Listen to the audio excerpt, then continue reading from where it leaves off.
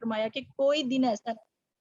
جو یوم عرفہ کا دن ہے نا، کوئی دن ایسا نہیں ہے، اللہ تعالیٰ کے رسول نے فرمایا کہ اس میں اللہ تعالیٰ عرفات کے دن سب سے زیادہ لوگوں کو جہنم سے آزاد کرتے ہیں، سب سے زیادہ لوگوں کو. تو ایک دن ہمارے پاس سال میں آتا ہے جس میں ہمارے پاس گولڈن چانس ہوتا ہے کہ ہم اللہ تعالیٰ سے بہت سارے استغفار کریں. ہم اللہ تعالیٰ سے کہیں کہ اگر اللہ تعالیٰ آپ نے ہمیں جہنم والوں میں لکھا ہوا ہے تو آپ ہمیں بخش دیں اور ہمیں جنت والوں میں شامل کر دیں. ہمیں اللہ تعالیٰ سے دعا مانگنی چاہیے کہ ہم اپنے آپ کو جہنم کی آگ سے بچا لیں.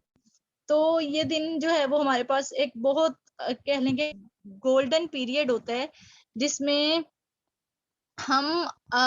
جو ہے وہ اللہ تعالیٰ کے ہاں اپنا اسٹیٹس، اپنا رینک ہائی کر سکتے ہیں، اور ان 10 دنوں کو ہمیں ویسٹ نہیں کرنا چاہیے. اللہ تعالیٰ ہمیں توفیق دیں کہ ہم ان 10 دنوں کو ویسٹ نہ کریں، کیونکہ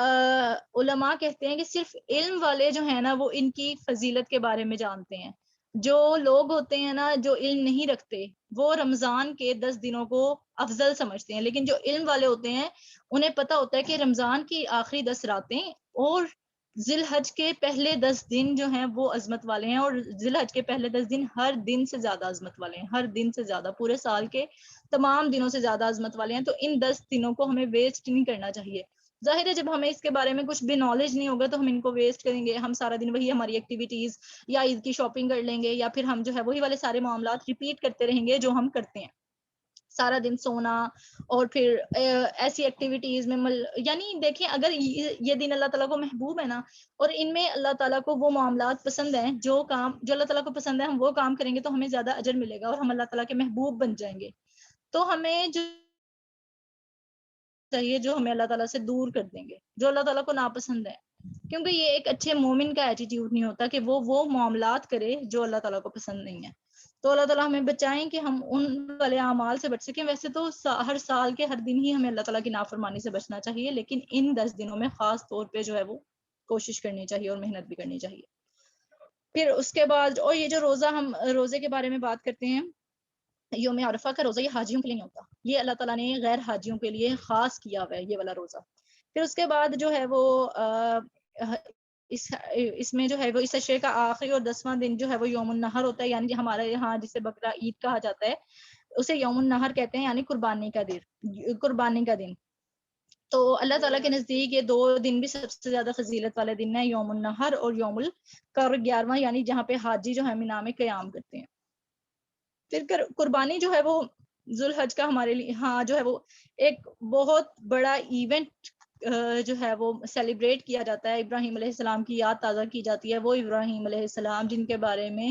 اللہ تعالیٰ خود فرماتے ہیں وَإِبْرَاهِيمَ الَّذِي وَفَّى، ابراہیم تو وہ ہے جس نے وفا کا حق ادا کر دیا. تو ابراہیم علیہ السلام نے تو اپنے بیٹے کو اللہ تعالیٰ کی جو ہے وہ راہ میں قربان کر کے وفا کا حق ادا کیا تھا. اب ہم سب کی باری ہے کہ ہم اللہ تعالیٰ سے اپنی وفا کا حق ادا کریں، اللہ تعالیٰ کی اطاعت کر کے، اللہ تعالیٰ کی نافرمانی کے کاموں سے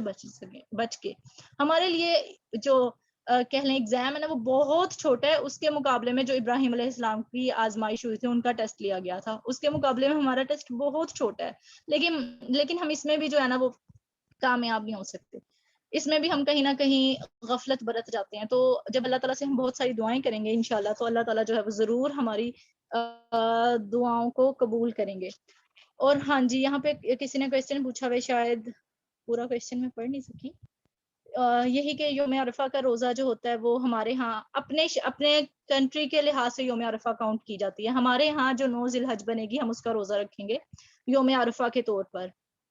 کیونکہ اسی پر اتفاق ہے کہ آپ کے کنٹری میں جس دن چاند نظر آیا اور اس کے بعد 9 ذی الحج جو ہوتی ہے وہ یوم عرفہ کہلاتی ہے. تو آپ کی کنٹری میں جو 9 ذی الحج ہوگی وہ یوم عرفہ ہوگی، سعودیہ کے اکارڈنگ نہیں ہوگی. سعودیہ والوں کے لیے یوم عرفہ وہ ہوگا جو ان کی کنٹری میں ہوگا. تو اس کے بعد جو ہے پھر قربانی کا مقصد ہم دیکھتے ہیں کہ قربانی کا مقصد کیا ہونا چاہیے. قربانی کا مقصد اللہ تعالیٰ کی رضا کے لیے جو ہے وہ قربانی کرنا ہونا چاہیے. ہمارے ہاں کمپٹیشن چل پڑتے ہیں کہ اس نے فلاں لینا، تو یہ مقصد اللہ تعالیٰ کی رضا کا حصول نہیں ہے. بیسکلی یہاں پہ اللہ تعالیٰ نے ایٹیٹیوڈ دیکھنا ہوتا ہے کہ انسان اللہ کی راہ میں خرچ کس طرح سے کرتا ہے. جیسے قربانی کے سٹارٹ میں ذی الحج سے پہلے، یہ سیشن ویسے ہمیں پہلے ارینج کرنا چاہیے تھا تاکہ وہ والے معاملات جو ذی الحج کا چاند نظر آنے سے پہلے جو اعمال کرنے والے تھے ہم وہ بھی کر سکے، لیکن بدقسمتی سے ہم ایسا نہیں کر سکے. تو لیکن آپ لوگ انشاءاللہ اب وہ والے معاملات کر لیں گے. تو ذی الحج کا چاند نظر آنے سے پہلے اپنی مونچھیں اپنے ہماری تو مونچھیں ہوتی ہیں سیڈ اپنے ناخن اور اپنے بال جیسے عید کے بعد یعنی قربانی کے بعد پھر آپ کٹنگ کرا سکتے ہو، جیسے کچھ لوگ ہیئر کٹ کراتے ہیں، اور کہیں پہ بھی جو ہے نا ہیئر ریموونگ جو ہوتی ہے وہ آپ نے ذی الحج کا چاند نظر آنے سے پہلے کر لینی ہے، اور اس کے بعد آپ نے قربانی کے بعد کرنی ہے۔ اور جو لوگ قربانی کی استطاعت نہیں رکھتے، کچھ لوگ ایسے ہوتے ہیں جو مال ہونے کے بعد جو مال نہیں پاتے کہ وہ قربانی کر سکیں، تو ان کے لیے اللہ کے رسول صلی اللہ علیہ وسلم نے فرمایا تھا کہ جو لوگ جو ہے یہ والا معاملہ کر لیں گے نا کہ وہ اپنے ناخن اور بال ان 10 دنوں میں نہیں تراشیں گے، تو پھر ان کو بھی وہی اجر ملے گا جو قربانی کرنے والے کو ملتا ہے۔ تو دیکھیں کتنا زیادہ اللہ تعالیٰ جو ہے اپنے بندوں کے ساتھ رحم کرنے والے ہیں کہ اجر میں اللہ تعالیٰ نے کسی بھی مومن کو پیچھے نہیں رکھا، کہ اگر کوئی مالی استطاعت نہیں رکھتا اور پھر کہ وہ قربانی کر سکے، تو اگر وہ یہ والے سارے معاملات کر لے گا، بیسیکلی اللہ تعالیٰ نے ایٹیٹیوڈ دیکھنا ہوتا ہے، دلوں کا تقویٰ دیکھنا ہوتا ہے کہ لوگ اللہ تعالیٰ کے حکم کے آگے کس رویے کے ساتھ آتے ہیں،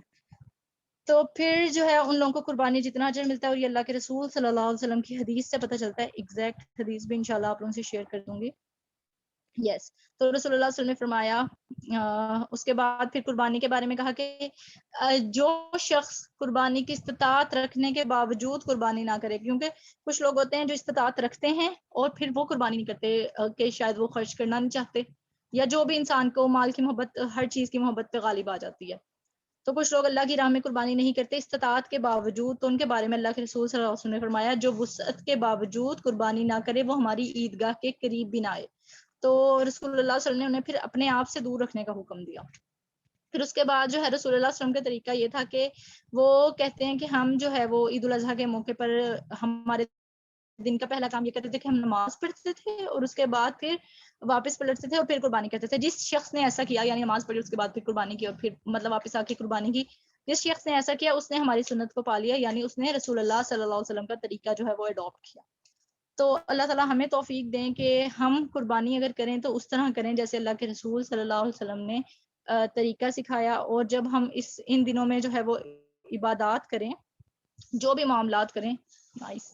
لائٹ آ گئی جو بھی معاملات کریں تو وہ جو ہے وہ اللہ تعالیٰ کی رضا کو اور اللہ تعالیٰ کے فیوریٹ بننے کے لیے جو ہے وہ ان معاملات کو کریں۔ اللہ تعالیٰ ہمیں توفیق عطا فرمائے۔ یس فاخرہ are you here؟ مجھے لگتا ہے تم تو ہو بھی نہیں۔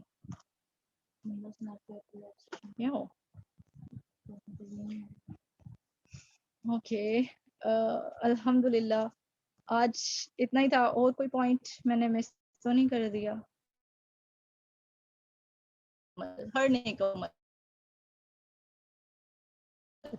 جو بھی ہم اس انٹینشن سے کریں گے کہ ہم اللہ تعالیٰ کے ہاں جو یہ دن اللہ تعالیٰ کو پسند ہے اس لیے میں یہ کام کرنے